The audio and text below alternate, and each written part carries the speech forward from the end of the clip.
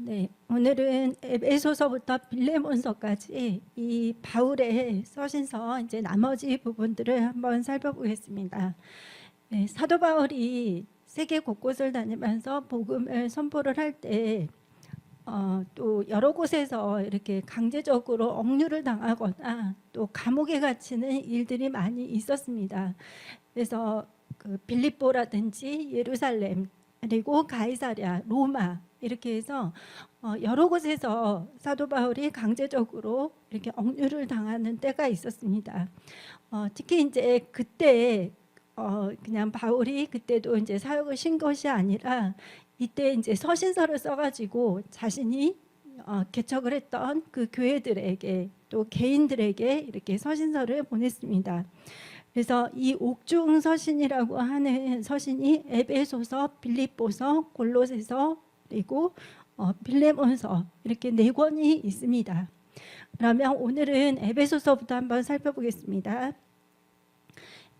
이 에베소는 굉장히 우상 숭배가 관영한 곳이죠. 근데 사도 바울이 여기에서 한 3년 동안의 목회를 했어요.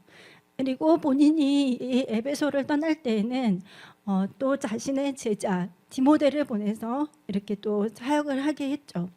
그래서 이 에베소서에서 강조가 되고 있는 것은 그리스도 예수 안에서 우리가 얼마나 놀라운 은혜와 축복을 받은 자인지, 그 하늘의 신령한 복을 우리가 얼마나 많이 받았는지, 이거에 대해서 이제 1장, 2장, 3장에서 설명을 하고 있습니다. 그리고 이제 에베소서 4장, 5장, 6장은 그렇게 신령한 복을 받은 너희들이 앞으로 어떻게 살아야 하는지, 그러니까 가정 안에서는 또 교회 안에서는 또 어떤 공동체 안에서 또 주종관계 안에서 우리가 어떻게 살아야 하는지를 구체적으로 좀 이야기를 하고 있습니다. 네, 그래서 이제 이 에베소서 1장을 보면은 하늘에 속한 그 신령한 복이 우리에게 얼마나 넘치게 부어졌는지를 사도 바울이 설명을 하는데요. 사실은 지금 여기 계시는 모든 분들이 다 받은 축복입니다. 그래서 저희들이 하나님이 얼마나 큰 축복을 주셨는지 에베소서 1장 말씀을 같이 한번 읽어보겠습니다. 네, 일단 3절부터 한번 읽어보겠습니다. 에베소서 1장 3절. 네, 찬송하리로다 하나님 곧 우리 주 예수 그리스도의 아버지께서 그리스도 안에서 하늘에 속한 모든 신령한 복을 우리에게 주시되. 네, 우리가 이 복을 이제 다 받았는데요. 이제 4절 한번 보겠습니다. 4절에 보니까 곧 창세전에 그리스도 안에서 우리를 택하사. 네, 그러니까 하나님께서는 우리를 이렇게 택해 주셨습니다. 네, 이 복을 주셨고, 그리고 5절에 보니까 그 기쁘신 뜻대로 우리를 예정하사 예수 그리스도로 말미암아 자기의 아들들이 되게 하셨으니. 네, 하나님께서 우리를 하나님 자녀로 예정을 하셨습니다. 네, 그리고 또 하나님의 자녀가 되게 하셨죠. 네, 그것도 우리가 받은 축복입니다. 그리고 6절을 보니까 이는 그가 사랑하시는 자 안에서 우리에게 거저 주시는 바 그 은혜의 영광을 찬송하게 하려는 것이다. 네, 하나님께서 우리에게 은혜를 주셨는데 거저 주신 거예요. 네, 그래서 여러분 이 축복들을 다 기억을 하십시오. 그리고 또 7절에 우리는 그리스도 안에서 그의 은혜의 풍성함을 따라 그의 피로 말미암아 속량 곧 죄사함을 받았으니. 우리는 예수 그리스도 때문에 죄사함을 받고 속량을 받았습니다. 그래서 이 구속의 축복을 우리에게 내려주셨습니다. 그리고 8절 9절 보니까 이는 그가 모든 지혜와 총명을 우리에게 넘치게 하사 그 뜻의 비밀을 우리에게 알리신 것이요. 하나님께서 그 감추어진 비밀, 그 뜻의 비밀을 우리에게 알게 해주셨고, 그의 기뻐하심을 따라 그리스도 안에서 때가 찬 경륜을 위하여 예정하신 것이니. 그리고 이제 11절에 보니까 모든 일을 그의 뜻의 결정대로 일하시는 이의 계획을 따라 우리가 예정을 입어 그 안에서 기업이 되었으니. 우리가 하나님의 기업이 되었습니다. 이것도 이제 하나님께서 주신 신령한 복입니다. 그리고 13절에 보니까 그 안에서 너희도 진리의 말씀 곧 너희의 구원의 복음을 듣고 그 안에서 또한 믿어 약속의 성령으로 인치심을 받았으니. 성령의 인치심을 받은 복을 우리가 누리고 있습니다. 그리고 또 14절에 보니까 이는 우리 기업의 보증이 되사 그 얻은 것을 속량하시고 그의 영광을 찬송하게 하려 하심이라. 기업을 보증을 받았죠. 그래서 이렇게 놀라운 신령한 복을 우리가 지금 다 받은 상태입니다. 그리고 이제 에베소서 2장은 십자가로 하나님께서 어떻게 이렇게 우리와 하나님의 사이를 이렇게 화목케 하셨는지 그것에 대해서 설명을 하고 있죠. 그래서 우리는 진노의 자녀에서 하나님의 자녀로 신분이 완전히 바뀌게 되었습니다. 그래서 에베소서 2장 8절과 16절을 읽어보겠습니다. 너희는 그 은혜에 의하여 믿음으로 말미암아 구원을 받았으니 이것은 너에게서 난 것이 아니요 하나님의 선물이라. 하나님이 주신 선물을 우리가 다 받았죠. 그래서 16절에 보니까 또 십자가로 이 둘을 한 몸으로 하나님과 화목하게 하려 하심이라. 원수된 것을 십자가로 소멸하시고. 그래서 우리는 이 십자가 때문에 하나님과 화목한 관계가 되었습니다. 그리고 이제 에베소서 3장에 보면은 하나님의 그 구원의 경륜의 비밀이 있고 성도들이 그리스도의 사랑을 깨닫도록 사도 바울이 기도를 하고 있습니다. 이렇게 해서 에베소서 이 앞부분은 이 그리스도인들이 얼마나 놀라운 축복을 받은 사람들인지 이렇게 말을 하고 있고, 그리고 이제 4장부터 6장까지는 이렇게 큰 복을 받은 우리가 앞으로 그 부르심에 합당하게 어떻게 살아야 할지를 구체적으로 설명을 하고 있습니다. 그래서 이제 서로 연합하라, 주신 은사를 가지고 그리스도의 몸을 세우라, 그리고 옛사람을 벗고 새사람을 입으라, 마귀에게 틈을 주지 말라, 성령을 근심케 하지 말라, 또 하나님을 본받는 자가 되라, 세월을 아끼라, 성령으로 충만하라, 아내는 남편에게 복종하고 남편은 아내를 사랑하라, 그리고 자녀는 부모에게 순종하고 또 일터에서 성실하게 그리스도께 하듯 일을 하라, 그리고 마귀를 대적하기 위해서 전신갑주를 입으라, 그리고 항상 성령 안에서 깨어 기도하라. 이제 이런 내용들이 약 35가지의 그 당부들이 에베소서 후편에 이렇게 있습니다. 그리고 이제 이 빌립보서를 보면은 이 빌립보서는 정말 이 사도 바울이 빌립보 교인들에게 정말 감사하다는 인사를 자주 합니다. 왜냐하면 바울이 투옥된 상태임에도 불구하고 이 빌립보 교인들이 바울을 정말 많이 도와줬어요. 그래서 기도뿐 아니라 또 재정적으로도, 그리고 다 바울이 필요로 하는 것들을 이렇게 도와주었습니다. 그래서 바울이 그 빌립보 교인들에게 감사의 인사를 하면서 또 기뻐하라는 메시지를 이렇게 보내고 있는데, 그 이유가 뭐냐면 사도 바울이 이렇게 투옥이 되면은 사실 성도들이 낙심하기 쉽잖아요. 그리고 또 어떻게 보면은 바울이 저렇게 가졌으면은 이제 그 예수님의 복음은 어떻게 되는 건가, 하나님의 이 구속 사역이 어떻게 될까, 이렇게 해서 뭔가 이렇게 퇴보한 듯한 그런 생각을 가질 수 있는데, 사도 바울은 보이는 환경이 아니라 너희는 그리스도 예수 때문에 기뻐하고 감사하라, 이렇게 하면서 이렇게 메시지를 쓰고 있습니다. 그래서 이제 1장에 보면은 빌립보 성도들을 위해서 이제 바울이 기도를 하고 또 바울이 처한 그런 상황에 대해서 잘 설명을 하고 있고요. 그리고 이 빌립보 교인들에게 그리스도의 마음을 품으라는 권면을 하고 있습니다. 겸손의 봄이 되셨죠. 하나님께서 우리에게 항상 겸손하라, 목사님을 통해서 말씀을 하시는데 어떻게 겸손할 것인가, 그것이 빌립보서 2장 5절에서 8절에 나와 있습니다. 너희 안에 이 마음을 품으라, 곧 그리스도 예수의 마음이니 그는 근본 하나님의 본뜻이나 하나님과 동등됨을 취할 것으로 여기지 아니하시고 오히려 자기를 비워 종의 형체를 가지사 사람들과 같이 되셨고 사람의 모양으로 나타나사 자기를 낮추시고 죽기까지 복종하셨으니 곧 십자가에 죽으심이라. 하나님이신 예수님께서 자신을 낮추셔가지고 정말 십자가에 죽기까지 복종을 하신 거예요. 그래서 바울은 이 빌립보 교인들에게 너희들이 예수 그리스도의 겸손을 배우라. 그 겸손이 어떤 겸손이냐면 십자가에 죽기까지 순종하는 이 겸손이라고 설명을 하고 있습니다. 네, 그러면서 또 항상 복종하여 두렵고 떨림으로 구원을 이루라고 하죠. 네, 사도 바울 자신도 다른 사람들에게 내가 복음을 다 전하고 다른 사람들 다 천국 가는데 혹시라도 내가 버림을 당할까. 그러니까 사도 바울도 두렵고 떨림으로 그 구원을 이루어 나가는 신앙을 지키고 있었던 것이죠. 네, 그리고 이제 빌립보서 3장에는 그리스도를 아는 지식을 잘 지켜나가라고 이제 말을 합니다. 그래서 육체를 신뢰하는 것에 대해서 경고를 하고 있고 예수를 아는 지식이 가장 고상하다는 그 말을 하면서 표대를 향해서 위에서 부르신 그 부름의 상을 위해서 달려가라고 권면을 하고 있습니다. 그리고 우리의 시민권은 하늘에 있다 이렇게 말을 하고, 그리고 빌립보서 4장에 보면은 주 안에서 기뻐하라, 염려하지 말고 감사함으로 하나님께 기도하라고 말을 하고 있습니다.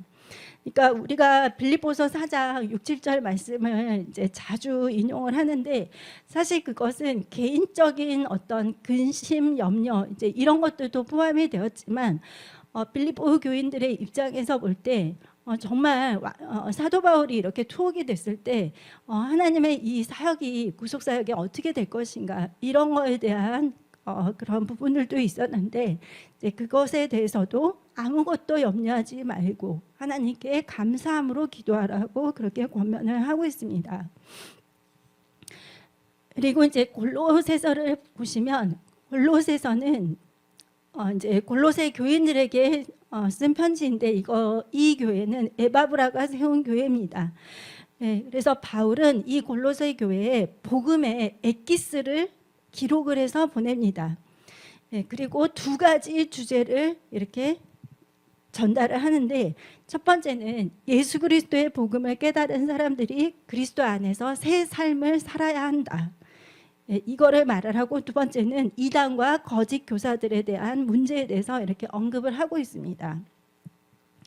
네, 그래서 이제 골로새서에서 강조를 하는 것은 뭐냐면 예수 그리스도의 몸된 교회예요.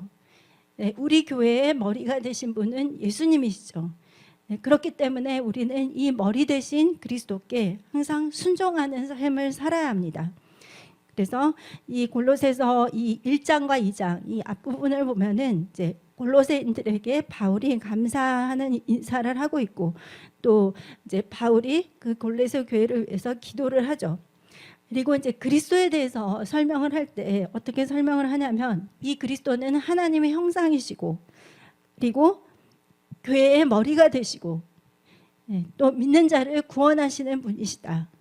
그리고 교회의 영광의 소망이 되시는 분이시다.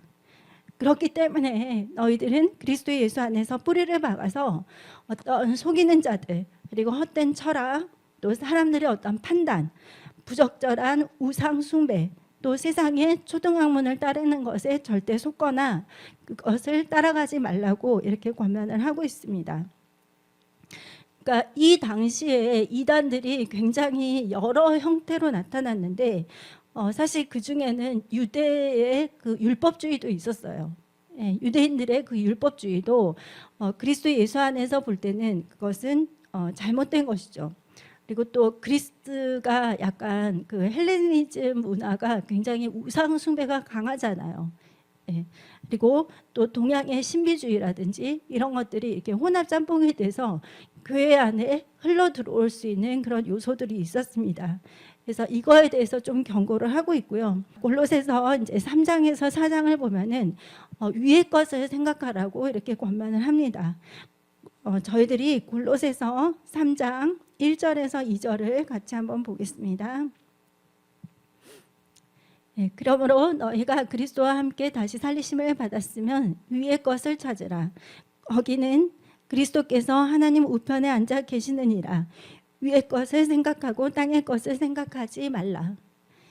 네, 사탄은 어떻게 해서든지 우리로 하여금 세상에 짝하게 만들고 세상에 이렇게 흠뻑 젖어서 살게 만듭니다. 아니면 세상하고 하나님하고 이렇게 양다리를 걸치게 해가지고 이쪽도 저쪽도, 되니까 왔다 갔다 하면서 좀 미지근한 그 신앙으로 살게 만들죠. 하지만 이제 사도 바울은 여기에 강력하게 말을 합니다. 위의 것을 생각하라. 땅의 것을 바라보지 말라. 그리고 옛사람을 벗고 새사람을 입어라. 그리고 여러 관계에서 죽게 하듯 너희들은 그 관계들을 잘 하고 있고, 또 기도를 계속하고 기도에 감사함으로 깨어 있으라고 권면을 합니다. 그리고 이제 두기고에 대한 칭찬의 글이 마지막에 나와 있고, 동료들에게 인사를 전하는 것이 이렇게 마지막 부분에 나와 있습니다. 네, 그래서 여러분 지금도 어떻게 생각하면 세상이 굉장히 빨리 돌아가죠. 네, 그러다 보니까 과거의 것들을 정말 빨리빨리 잊어버려요. 근데 그만큼 우리가 하나님을 가까이 하지 않고 말씀을 가까이 하지 않고 예배를 가까이 하지 않으면 세상과 너무나 착하기 좋은 그런 시대입니다. 네, 그리고 사람들의 마음을 빼앗는 것들이 너무 많죠. 네, 중독에 빠지게 하는 것들도 너무 많고, 그러니까 사람들은 중독이라고 하면은 뭐 술 중독, 마약 중독 이렇게만 생각을 하는데 어떤 사상이나 이념이나 이런 것들도 중독이 될 수가 있죠. 그래서 저희들은 예수 그리스도를 바라보는 신앙을 꼭 잘 지켜야 됩니다. 그리고 이제 데살로니가 후서인데요. 이 데살로니가 전서는 바울이 2차 전도여행을 할 때 고린도에서 기록한 최초의 서신입니다. 그래서 가장 먼저 쓰여진 서신인데 너무 신기하게도 이 가장 먼저 쓰여진 서신에 그리스도의 재림에 대한 내용이 너무나 풍성하게 나오고 있어요. 예. 그래서 이제 데살로니가 전서를 보면은 바울은 감사하는 편지로 이 편지를 시작하는데, 박해를 견딘 이 데살로니가 성도들을 칭찬하고 격려하고 있습니다. 그리고 이제 디모데를 보내서 이 데살로니가 교회를 든든히 세웠는데, 이제 그 이유에 대해서도 이야기를 하고 있고, 그리고 주의 재림과 성도의 죽음에 대해서 설명을 하고, 그리스도께서 재림을 하실 때 살아있는 성도들이 땅에서 끌려 올라가서 공중에서 주님을 만날 것을 이야기하고 있습니다. 그래서 성도들에게 있어서는 죽음이 끝이 아니라 본향으로 돌아가 주님을 만나는 가장 중요한 관문임을 이렇게 말을 합니다. 그리고 또 주의 재림의 때를 알 수 없기 때문에 항상 준비된 삶을 살아야 된다고 강조를 하면서 주의 재림을 기다린다고 해서 그냥 아무렇게나 살아도 되는 것이 아니라 이 땅에서도 끝까지 우리가 주어진 자리에서 열심히 살아야 함을 강조를 합니다. 네, 그러면 이제 데살로니가 전서 1장에서 3장을 보면은 믿음의 성장을 보인 이 데살로니가 성도들에 대한 칭찬이 먼저 있습니다. 네, 이 데살로니가 그 성도들은 믿음의 성장을 했던 거예요. 네, 그리고 이제 데살로니가에서 이제 바울이 사역했던 거에 대해서 좀 설명을 하면서 디모데가 교회를 세운 거에 대해서도 좀 말을 하고 있습니다. 그리고 이제 4장에서 5장까지를 보면은 하나님을 기쁘시게 하는 삶이 어떤 것인가를 말을 해주고 있습니다. 그래서 음란을 버리고 거룩해야 된다.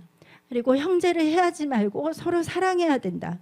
그리고 충성하라, 단정하라, 청지기같이 이렇게 삶을 살아야 된다. 이거에 대해서 이야기를 합니다. 네, 그리고 이제 그리스도 안에서 죽은 자들의 부활에 대해서 설명을 하고 공중 재림에 대해서 구체적으로 이야기를 하고 있죠. 그리고 이제 주의 날이 어떻게 임할지 이제 이거에 대해서 말을 하면서 거룩한 생활을 너희들은 계속 하고 있어라. 이렇게 잘 준비하고 있어라. 이렇게 말을 하고 있습니다. 그리고 나서 이제 몇 개월 후에 쓴 서신이 데살로니가 후서인데 이때 그 초대교회 박해가 너무 거세지자 데살로니가 성도들은 자신들이 혹시 이 주의 재림에서 제외된 것이 아닌가 그런 생각을 했습니다. 그러니까 박해가 너무 심해지니까 예수님께서 말씀하신 이 말세가 지금인가 이제 그렇게 생각을 했던 거죠. 그래서 혹시 내가 그 예수님의 공중 재림을 놓치지 않았을까 이제 이렇게 생각을 하는 거예요. 네, 그리고 이제 또 재림에 대해서 이들이 좀 잘못 오해한 것이 있었어요. 어차피 그냥 예수님 오실 때고 마지막 때니까 그냥 편안하게 살자. 이렇게 살다 보면 예수님 오시겠지. 이렇게 해서 나태한 신앙들이 생기게 된 것입니다. 그래서 일상생활에 충성하지 못한 이런 것들에 대해서 좀 지적을 하면서 예수님을 깨어 맞이하는 올바른 태도가 어떤 것인지를 바울이 이야기를 해주고 있습니다. 그래서 바울은 예수께서 공중에 재림하여 자기 백성을 데려가시고 그 다음에 대환란이 있은 후에 예수께서 다시 지상 재림을 할 것을 말씀을 하고 있습니다. 그러니까 데살로니가 전서와 후서를 보면은 예수님의 공중 재림과 예수님의 지상 재림에 대해서 저희들이 좀 잘 알 수가 있어요. 네. 그래서 데살로니가 후서 1장을 보면은 믿음이 성장한 거에 대해서 이렇게 감사하는 말이 있고 박해받는 성도들에 대한 격려와 축복이 있습니다. 그리고 2장에 보면은 주의 날이 오기 전에 일어나는 일들에 대해서 이야기를 하고 있어요. 그러니까 주의 강림에 대한 소식이 있을 때 너희들은 절대 흔들리거나 두려워하지 말아라. 미혹하는 일이 있고 또 배교하는 일이 있다. 그리고 거짓과 속임이 있다. 이것들이 이제 말세의 징조다. 이렇게 말을 하면서 너희들은 가르침을 받은 대로, 그러니까 하나님의 말씀대로 이 말씀을 잘 지키며 살고 있어라. 그리고 교회를 향해서는 어떤 권면을 하냐면 인내하면서 그리스도를 기다리라. 네, 그리고 게으름을 경계하라. 선을 행하다 낙심하지 말라. 그러면서 이제 축복의 인사를 하고 있습니다. 네, 어떻게 보면은 지금 이 시대에 우리 교회들에게 하는 말씀이기도 하죠. 예수님이 오신다고 또 곧 오실 것 같다고 하는 때가 사실은 좀 오래전부터 있었어요. 네, 근데 어떻게 생각을 해보면 저희들은 수십 년, 100년, 200년 이게 굉장히 긴 시간이지만 하나님의 시간표로 보면은 하나님께는 주께는 하루가 천년 같고 천년이 하루 같다고 말씀을 하셨잖아요. 그러니까 하나님 기준에서 이 몇십 년, 100년 이 정도의 시간은 정말 저희들이 12시를 기점으로 본다면 11시 55분, 50분, 53분, 57분 이렇게 생각을 할 수도 있다는 거죠. 그래서 여러분 그 서신서들을 이렇게 읽으시면서 교회 예전에 주신 말씀이 아니라 나에게 지금 주신 말씀이구나 하는 것을 생각을 하시면서 읽으시면 좋을 것 같습니다. 그리고 이제 디모데 전후서와 디도서를 이렇게 보면은 그 헬라어 성경에는 어떻게 나와 있냐면은 디모데 전후서, 디도서 이게 아니라 디모데에게, 디도에게 이렇게 해서 개인에게 보내는 편지 양식으로 되어 있습니다. 근데 이제 이 디모데 전후서와 디도서를 목회 서신이라고 하는 것은 디모데가 굉장히 어렸잖아요. 10대부터 이제 교회 목회를 했단 말이에요. 네, 그 어린 그 영적인 아들 이 디모데에게 이 바울이 많은 부분들에 대해서 구체적으로 이제 목회를 어떻게 해야 될지, 나이 든 사람들은 어떻게 대해야 될지, 교회 직분자를 어떻게 세워야 될지, 이제 목회에 필요한 내용들을 이제 정리를 해서 이제 서신을 보냈기 때문에 이제 이것을 목회 서신이라고 합니다. 네. 그래서 이제 바울은 1차 선교 여행 때 루스드라에서 디모데를 처음 만났습니다. 그 다음에 이제 바울이 돌에 맞아 죽을 위험에 처해 있을 때, 또 2차 선교 여행을 할 때 이런 모든 과정 동안에 계속해서 디모데를 데리고 다니면서 제자 훈련을 계속해요. 네. 그리고 이제 3차 선교 여행 후 또 그 무렵과 예루살렘 방문 때, 그리고 가이사랴에 억류되어 있을 때, 로마에 감옥에 갔을 때, 이때도 디모데가 함께 했습니다. 그리고 에베소 교회에 방문했을 때도 디모데가 함께 했죠. 그러면 이제 디모데의 전설을 한번 보시면 바울은 디모데에게 에베소 교회의 목회를 부탁을 하고 있습니다. 더 이상 바울이 에베소에 계속 머물 수가 없고 또 다른 교회를 가야 됐기 때문에 이제 그곳에다가 디모데를 남겨놓은 것이죠. 그러면서 이제 목회자는 기도와 말씀에 전념해야 되고 또 신실한 사람들을 세워야 된다. 백성을 잘 돌보는 지도자와 일꾼들을 세워야 된다. 그래서 늘 깨어서 거짓된 가르침을 경계해야 한다고 가르치고 있습니다. 근데 어떻게 생각을 해보면 그러면은 디모데전서 디도서는 목사님들 전도사님들만 필요가 있는 말씀인가 그렇게 생각할 수 있지만 사실은 저희 모두가 다 이제 셀 목회자가 될 거기 때문에 저희들 모두에게 다 필요한 말씀이라는 것을 꼭 아셨으면 좋겠습니다. 네, 그래서 이제 디모데전서 앞부분을 보면은 교리에 대한 바울의 지시가 있어요. 디모데에게 너는 다른 교훈은 절대 가르쳐서는 안 된다. 네, 그러니까 순수한 신앙, 순수한 복음만을 너는 선포해야 된다. 이렇게 당부를 하고 있죠.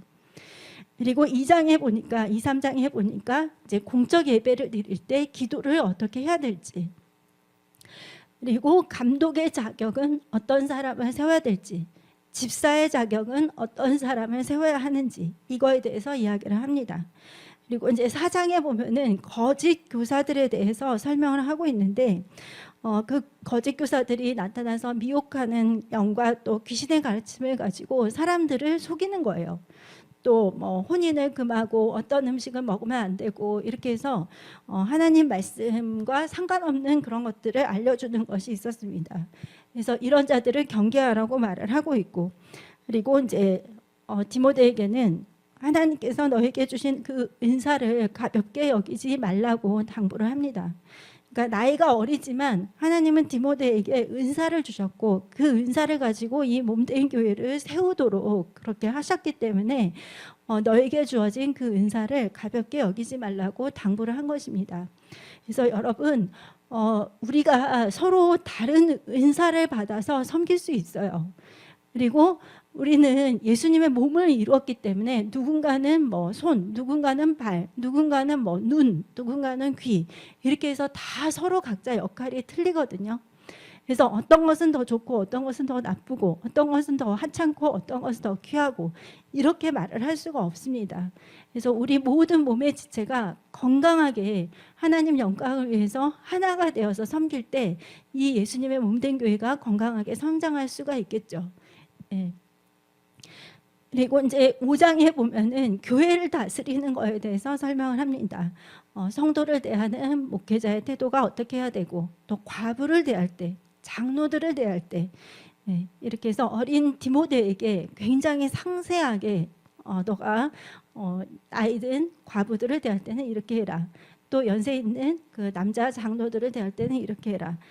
또 젊은 사람들을 대할 때 이렇게 해라. 이렇게 해서 여러 가지 당부들이 있습니다. 그리고 마지막 6장에는 이제 종들에 대한 권고가 있고요. 말씀과 경건에 대한 교훈이 있고 부자들에게 주는 권고도 있습니다. 네. 그래서 이제 디모데에게 이렇게 구체적인 서신을 보냈습니다. 그리고 이제 이 디모데 후서는 그 후로부터 좀 더 시간이 흘러서 보낸 편지인데 이 시기에는 바울이 굉장히 외로운 상태였어요. 그러니까 거의 이제 죽기 직전에 마지막 감옥에 갇혀 있을 때였거든요. 그래서 바울도 이제 여기서 더 이상은 내가 이제는 감옥을 이렇게 나오고 또 여행을 할 수 없겠구나 하는 걸 알 수 있었어요. 그래서 아시아에 있던 그 사람들이 자신을 떠나서 어떻게 보면 바울 입장에서는 그들이 나를 버렸다 이제 이렇게 설명을 하고 있거든요. 그리고 데마도 데살로니가로 갔다. 그래서 아들과 같은 디모데 네가 다시 와서 나와 함께 해주기를 원한다 하는 것이 이 디모데 후서에 있습니다. 그리고 또 너는 진리의 말씀을 정확히 가르쳐야 한다. 그리고 어떻게 하는 것이 목회자의 본이 되는지 이거에 대해서도 제시를 하고 있습니다. 네, 그래서 이제 디모데후서 1, 2장을 보면은 현재의 시험을 인내하라. 네, 그리고 디모데의 믿음에 대해서도 감사를 하고 있습니다. 그리고 디모데의 임무를 좀 상의를 시켰어요. 왜냐하면 젊은 목회자이기 때문에 자신의 영적인 스승이 이렇게 거의 죽기 직전까지 가고 있다 하는 걸 볼 때 마음이 좀 위축될 수도 있고 약간 힘들 수 있거든요. 근데 이 디모데에게 너의 임무를 다시 상기를 시켜준 거예요. 그래서 예수 그리스도의 좋은 병사에 대해서 인정받는 일꾼에 대해서 이렇게 설명을 하고 또 너는 청년의 정욕을 피하라. 그 이유는 하나님께 깨끗한 그릇으로 이렇게 쓰임 받기 위해서. 네, 그래서 이제 젊은 청년이었기 때문에 그 정결함을 잘 지키라고 이렇게 권면을 하고 있습니다. 그리고 이제 3, 4장에 보면은 장차 올 시험을 잘 견디라. 그러니까 이게 거의 마지막 가르침이에요. 그래서 배교의 날이 가까이 다가오고 있기 때문에 너는 때를 얻든지 못 얻든지 말씀을 전파하라. 이렇게 해서 강력한 말을 합니다. 네, 이렇게 해서 이제 디모데 후서를 마지막 편지를 보냈고요. 그리고 이제 디도서는 그 전에 쓰여지긴 했습니다. 네, 바울이 그레데 섬에서 이제 목회를 하고 있는 디도에게 편지를 이제 쓴 건데요. 교회 지도자들은 거짓 교사들의 정체를 밝히고 성도들이 이것에 미혹되지 않도록 잘 지켜야 한다. 이거를 말을 하고 있습니다. 이 당시에 거짓 교사들은 인간의 선행을 구원의 조건으로 가르쳤거든요. 네, 그러니까 이거는 하나님께서 주신 그 은혜의 복음하고는 상반되는 그런 내용이죠. 그래서 이런 잘못된 복음을 변질시키는 것들이 성도들을 미혹하지 않도록 이렇게 디도에게 말을 하고 있습니다. 네, 그래서 이제 디도서 1장에 보면은 장로 임명에 대해서 또 자격이 있는 장로와 감독을 임명을 해야 된다. 그리고 거짓 교사들에 대한 책망도 있습니다. 예, 유대인들의 어떤 잘못된 교리들이 어떤 것들인지 이제 이야기를 하고 있고, 그리고 이제 2, 3장에 보면은 교회 안의 질서에 대해서 말을 합니다. 그래서 이 디도서를 보면은 당부하는 그 연령대와 그 대상이 굉장히 분명하고 그거에 따르는 설명도 굉장히 구체적이에요. 그래서 이제 그레데인들에게는 어떤 걸 말을 했냐면 너희들은 허탄한 이야기와 거짓 명령을 따르지 말라. 그리고 나이 든 남자들에게는 절제하고 경건하고 신중하고 믿음과 사랑과 인내를 이루어 나가라. 그리고 나이 든 여자들에게는 거룩하게 지내고 헐뜯지 말라. 술의 노예가 되지 말라. 그러니까 그 당시에 그 사람들의 그런 신앙의 상태에 맞게 이렇게 편지를 썼겠죠. 그래서 젊은 여자들에 대해서는 남편과 아내를 사랑하고 신중하고 순결하고 그리고 선하며 남편에게 복종하라. 그리고 젊은 남자들에 대해서는 신중하고 선한 일에 본을 보이라. 건전한 교리를 지켜라. 그리고 종들에게는 주인에게 순종하라. 그리고 훔치지 말라. 그 그레데인들의 그 특징에 대해서 앞부분에 설명이 나와 있는데 그 당시에 이제 그레데인들은 굉장히 부도덕하기로 악명이 높았다고 해요. 그 섬 사람들인데 굉장히 좀 그랬나 봐요. 그래서 그레데 사람처럼 행동한다. 이 의미가 어떤 거냐면 사기꾼, 사기친다 이런 의미까지 있었습니다. 그래서 이들에 대해서 아주 구체적으로 바울이 좀 설명을 하고 있습니다. 그러면서 이제 마지막 부분에는 이단에 속한 자는 한두 번 훈계한 후에 멀리하라 이렇게 말을 하고 있습니다.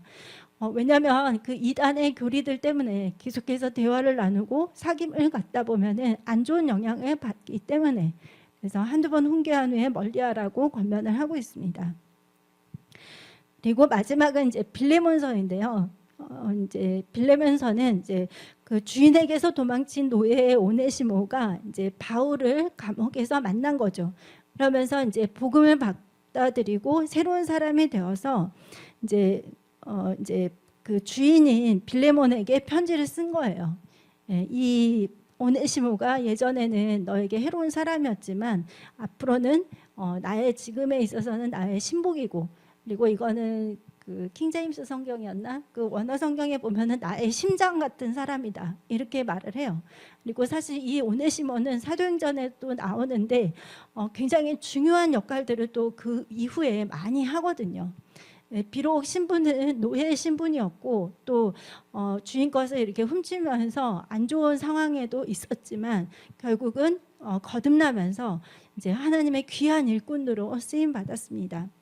그래서 이제 이 바울은 도망친 노예인 오네시모를 용서해 달라고 빌레몬에게 부탁을 하고 있고 용서는 어렵지만 복음에 빚진 자들은 말씀에 순종해서 용서를 해야 한다 하는 것을 강조를 하고 있습니다. 그래서 이제 사도 바울의 그 서신서들이 이제 끝났는데요. 제가 이 서신서들을 이렇게 읽으면서 또 이렇게 좀 또 은혜 받았던 것들이 어떤 거냐면, 야 정말 그 악조건 속에서 환경이 굉장히 좋지 않고 어려운 그 순간에도 이 바울의 생각에는 항상 예수님과 그리고 자신이 복음을 전했던 그 성도들, 교회 성도들밖에는 마음이 없었구나. 그러니까 이 사람의 인생의 전부였던 거죠. 예, 예수 그리스도와 그리고 그 복음을 받은 그 많은 성도들이. 그래서 바울은 예수님의 몸된 교회에 대한 사랑과 애정을 이 편지 속에 쓰고 있고, 또 많은 믿는 자들이 예수 안에서 잘 믿음이 성장하고 견고해지기를 소망을 하고 있습니다.